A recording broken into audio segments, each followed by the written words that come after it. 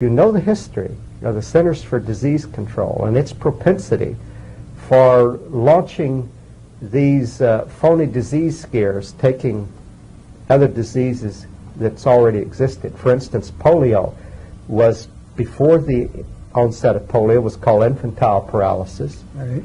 It was called viral meningitis, aseptic meningitis, and it was Cox-Hatch's disease, and a lot of other them thrown together, and they were included under the polio banner. In 1955, on May the 12th, there was introduced the Salk vaccine.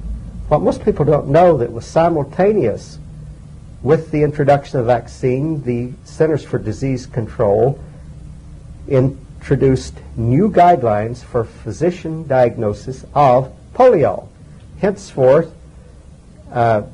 the symptoms of polio were only paralysis, and it had to be in evidence 60 days before they could call it polio. So that effectively wiped out polio, even if they hadn't had a vaccine, because when by the new guidelines, there was only a few hundred cases a year of polio instead of 50 or 60,000.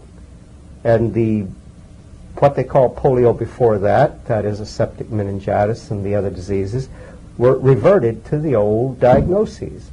So they redefine and therefore eliminate and manipulate. That's correct. That's what Centers for Disease Control do. They brainwash us. They get us all together through the press. They create a real hysteria and a panic, and everybody is afraid their children are going to get paralysis and everything. And when the polio vaccines came out, they rushed to get their children vaccinated and protected.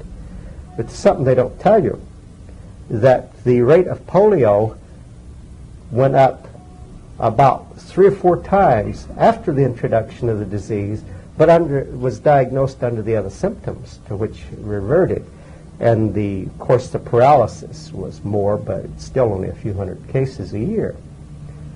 So that, but the whole idea was to establish the basis for selling you a polio vaccine from here to hereafter. Now the Salk vaccine is very deadly.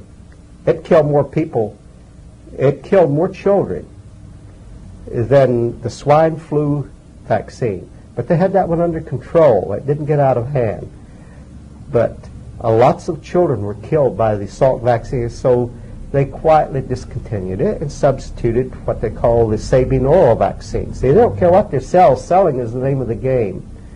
And of course, it does not prevent any of the symptoms called polio if you take into consideration that aseptic meningitis and other designations were what they were calling polio. If you see something, say something.